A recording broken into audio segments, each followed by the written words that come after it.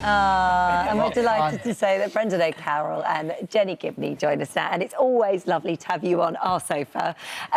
She gets away with some things, doesn't she, Agnes? I mean, it's her charm that people just react to. I don't know how, honestly, I don't know how she does it. I think the BBC ought to be ashamed of themselves. I think somebody should tell them.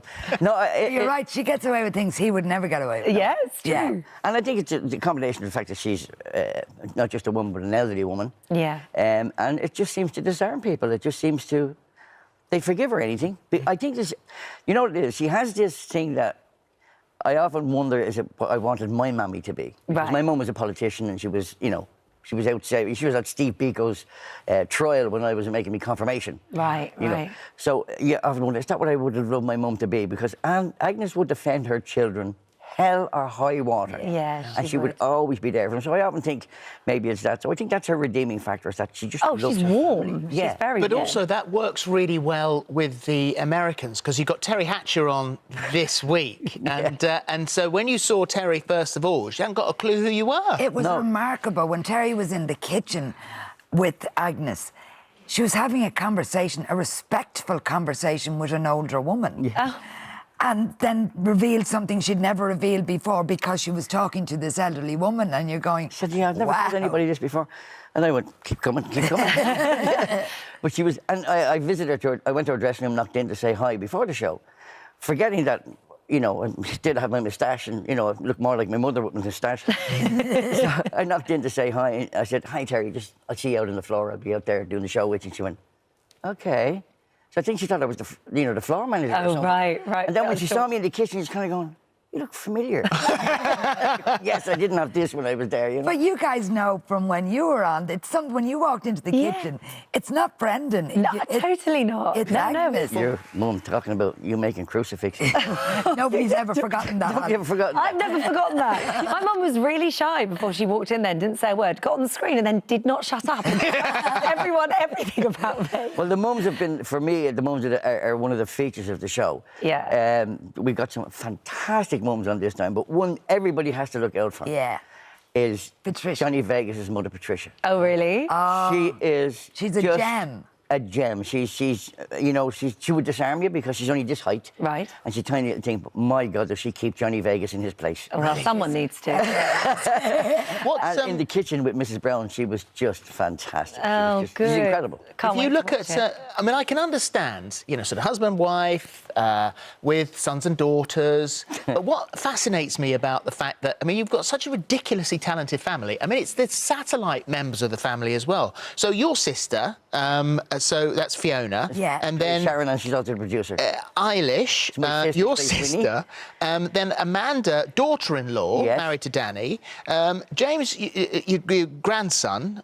Martin, son-in-law. I mean, how lucky are you that you've got these members of the family that are actually, you know, all talented? Well, we were really lucky. In the last Christmas special, we had 4 of our 6 grandsons on. We had Jamie, we had Felix, we had Eli, and we had Blake. Yeah. So we had 4 of the grandsons. And you hit it on the nail, because a lot of people don't get it. A lot of people think, hey, working with your family, it must be terrible. But actually, it's absolutely fantastic. Now, look, we're not the Waltons. By any stretch. Not by any stretch. And with the musical coming up now next week, we're probably not the Von Trapps either. Right. But we have a great chemistry and there's a great love feel, and I hope you got that when you got to the show. Yeah, definitely. Everybody who looks after you are usually family. And we do have spats, but they last like that. And then it's gone. And then when we're on tour, we get to see our grandkids every day. Which is, I mean, you'd miss out on so much if they weren't all with you. So that's the series All Round to Mrs. Brown's, which is this Saturday at 9:15 on BBC One. The musical that you mentioned there, I mean, this is brand new. This is really brand new. Really brand new. Is it? Can you all sing? I mean, yeah. Well, look, we can carry a tune. Certainly get away with a karaoke night. We're not putting on Chicago or Les Mis. No. We're doing a Mrs. Brown's Boys play with songs. With songs. Yeah, Mrs. Brown's Boys show it's still going to be funny. This picks up from the end of the movie, doesn't it? Yes, where she won the case in the movie to stop the developers turning Moore Street into apartments. there's now a legal bill of 75,000. Each side had to pay their own legal So costs. she was trying to find ways of raising money. She sets up a site. She joins a site that she thinks is called GoFundMe, but didn't realise there was no K in fund. And she puts Kathy's phone number on that site. Oh gosh. Of course. So that keeps Kathy very happy.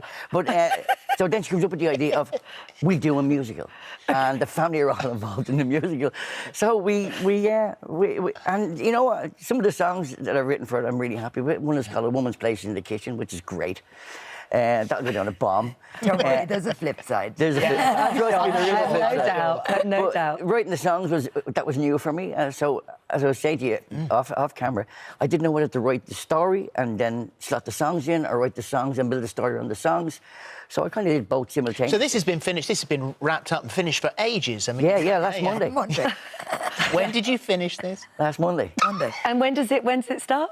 Thursday. Thursday. Thursday week. I mean, that brings me out to a sweat even thinking about it.